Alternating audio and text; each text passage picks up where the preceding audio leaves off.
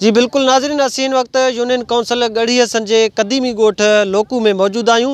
ही गोठ जेकी आहे अंग्रेज़न जे दौर का वठी हिते कायम आहे, पर चूंडियल नुमाइंदनि जे बेध्यानी सबब बरसाती बोड जे तबाहकारिन सबब हिते जेकी आहे मिस्किन मारूड़न जा काफ़ी जेके अझा आहिनि उहे ड्रही पट पइजी विया आहिनि। हितां जे मारूड़न जी हिन वक्त ताईं कंहिं बि सार संभाल नाहे लधी। इन वक्त मुतासिर गोठ जा कुछ गोठाणा असां सां मौजूद आहिनि, वधीक उन्हनि सां ॻाल्हि ॿोल करियूं त वधीक पंहिंजे अंजनि बाबति छा था ॿुधाइनि। असां गढ़ी असल जे में यूसी आहे न, यूसी में असां बोड मथां घर बर सभु ड्रही पिया, माल मरी विया, माल जेका हुआ तबाह थी विया आहिनि। फसल बि असांजे पाण बिल्कुलु ॾिसो था वञी का शइ न बचियो आहे।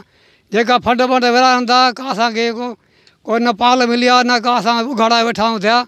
असां न अटे लप मिलिया, न का शइ मिली आहे। तव्हां पाण अची ॾिसो, पाण चकास करे था ॾिसो। असां ग़रीब आहियूं, मिसकिन आहियूं, असांखे का शइ न मिलियो आहे। जेको अचे थो ऑफिसर पंहिंजो रोडनि था विरहाई खई वञनि था। असांखे ज़मीनदारनि जे हथनि हर शइ, असांखे कोई न मिले थो न कोई ॾिए बि थो।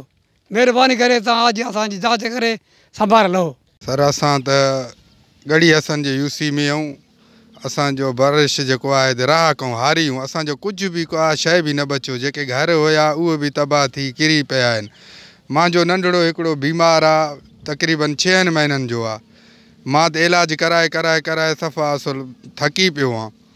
ऐं आख़िर में मोटरसाइकिल मुंहिंजो हुयो, उहो बि मां खपाए जान छॾाए वेठो आहे। न घर में अटो आहे, न घर में ॿियो कुझु आहे, न घर असांखे आहे बि सही।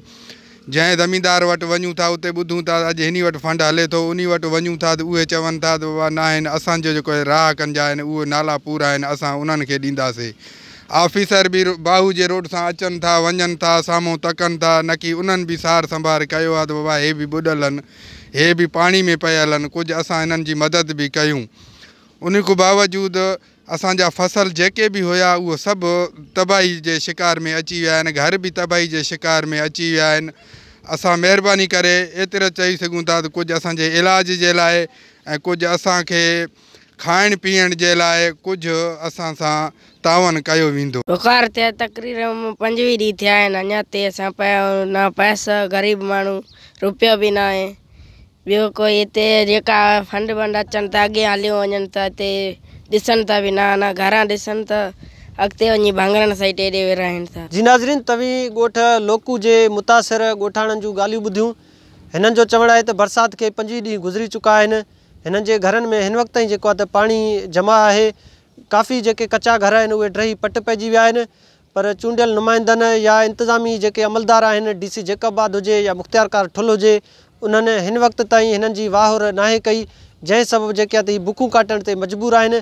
ऐं जेके आहे त काफ़ी बीमारियूं हिते जनम वठी रहियूं आहिनि ऐं मासूम ॿारड़ा जेके आहे त उहे तमामु जेके आहे बीमारियुनि में वठिजी विया आहिनि। मेडिकल कैंप जे हवाले सां बि हिननि खे को रिलीफ नाहे मिली सघियो।